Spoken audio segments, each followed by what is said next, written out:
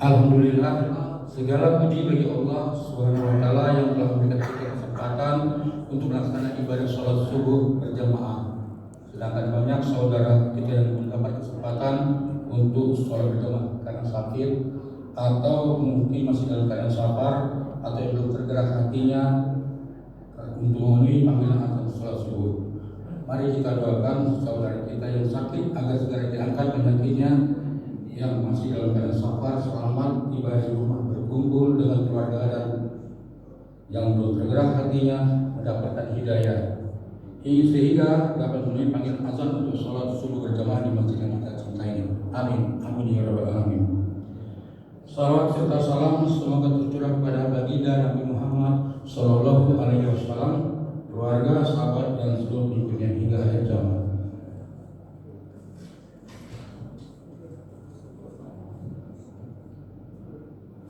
Pada kesempatan ini saya membawa topik healing yang sebenarnya bukan hati. Alhamdulillahilladzi kana li ibadihi dhahirun basira. Tabarakalladzi ja'ala fi sama'i burujan wa ja'ala fiha sirajan wa qamaran muniran. Asyhadu an la ilaha illallah wahdahu la syarika lahu wa bi'izni wa sirajan muniran. Allahumma shalli wa sallim ala nabiyina Muhammadin wa ala washabihi wa min tabi'ahum ila yaumil qiyamah. Amma ba'd. Hadirin yang dimuliakan Allah, di zaman sekarang kita sering mendengar kata healing.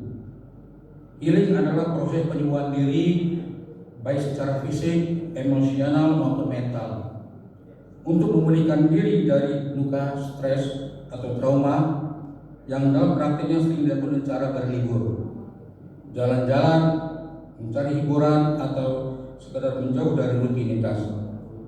Tidak salah, tetapi seringkali setelah semua itu selesai, kita kembali dengan hati yang masih sama, lelah, cemas, dan gelisah.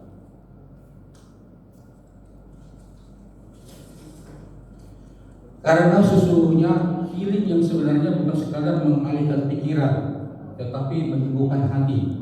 Sebab jika hati belum pulih, sejauh apapun kita pergi, kegelisahan akan tetap kita bawa pulang. Luka hati adalah sesuatu yang nyata meskipun tidak terlihat. Luka hati sering muncul karena kekecewaan terhadap manusia, ekspektasi yang tidak terpenuhi, penyesalan atau kesalahan diri sendiri, ataupun dosa yang menumpuk tanpa disadari. Jika luka hati ini dibiarkan, ia tidak akan sembuh dengan sendirinya. Justru ia akan melahirkan kegelisahan, emosi yang mudah meledak, dan perasaan sulit untuk bersyukur serta bahagia. Allah Subhanahu wa taala mengingatkan bahwa sumber ketenangan maupun kegelisahan ada pada hati. Allah berfirman dalam surah Al-Baqarah ayat 10, "Mu'minun syaitanir rajim, fi qulubihim maradun fazadahumullahu maradan." Dalam hati mereka ada penyakit, lalu ditambah Allah penyakitnya.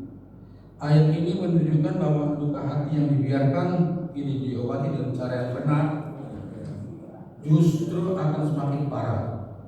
Luka yang membusuk akan melahirkan kegelisahan, mudah marah, sulit bersyukur, dan sulit merasakan kebahagiaan meskipun nikmat datang silih berganti. Hadirin yang dimuliakan Allah, pergi ke tempat indah memang kita bisa menyenangkan mata, tetapi tidak selalu menenangkan jiwa. Tempat wisata hanya memindahkan tubuh kita dari satu lokasi ke lokasi lain, bukan menyembuhkan luka batin. Banyak orang yang tersenyum di perjalanan tetapi kembali resah saat pulang ke rumah. Masalah hidup tidak hilang hanya karena kita berpindah tempat. Beban pikiran masih ada, luka batin masih tersisa.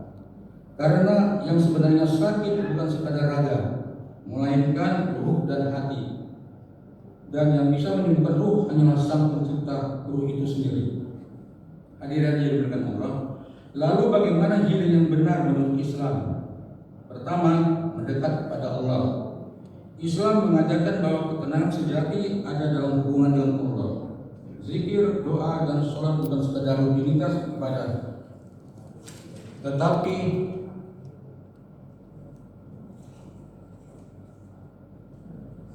bagi hati yang terluka.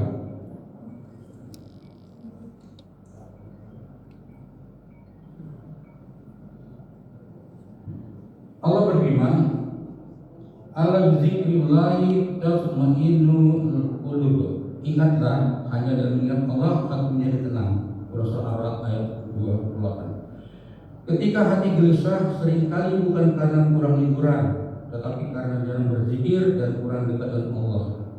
Ketika hati mulai terhubung dengan Allah, kegelisahan perlahan mereda dan luka mulai mengering. Kedua, muhasabah atau introspeksi. Healing sejati juga mengharuskan kita berani menengok ke dalam diri, mengakui kelemahan diri, menyadari kesalahan, dan menerima bahwa tidak semua takdir berjalan sesuai rencana kita.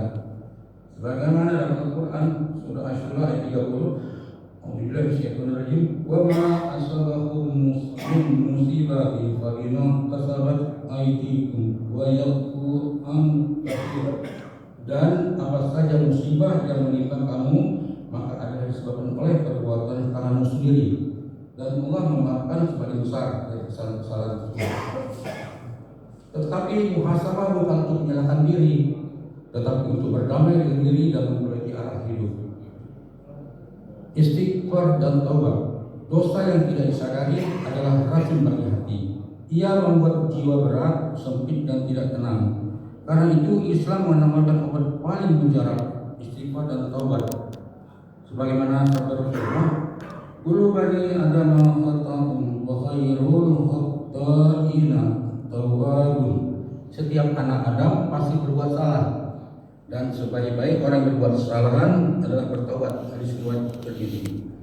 Istighfar adalah obat paling mujarab bagi hati yang sakit, dan taubat hati yang gelap kembali dengan cahaya rahmat Allah. 4. Mengikhlaskan yang sudah berlalu. Mengikhlaskan bukan berarti melupakan masalahmu, tetapi berhenti menyimpan luka di dalam hati.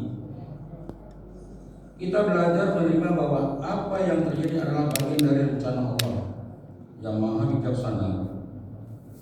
Firman Allah, "Wa asa an takrahu shay'an wa huwa khairun lakum." Boleh jadi kamu membenci sesuatu padahal yang baik bagimu.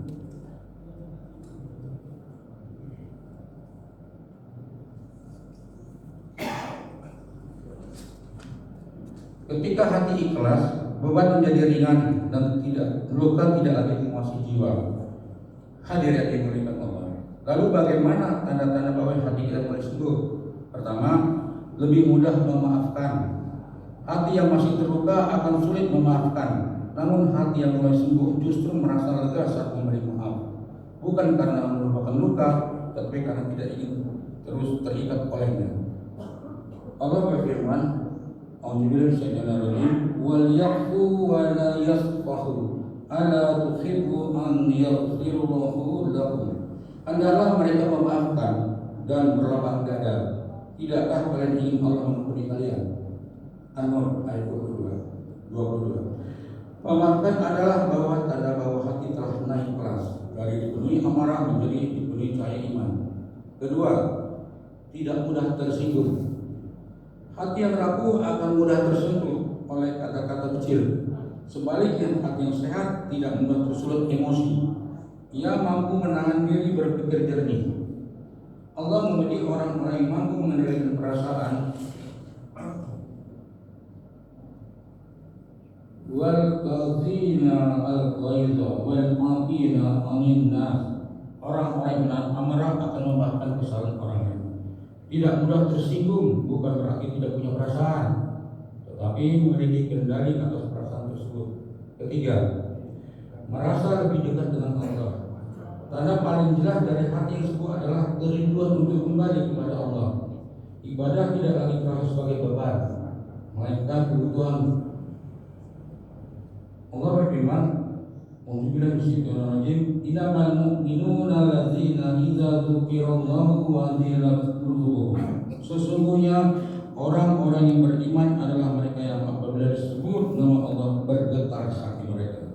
Al-Anfal ayat 2. Kedekatan dengan Allah adalah obat yang tidak bisa didapatkan oleh apapun di dunia ini. 4. Mampu melihat masalah dengan tenang dan dewasa. Hati yang sebut tidak menolak masalah, tetapi menghadapi dengan sikap yang lebih matang.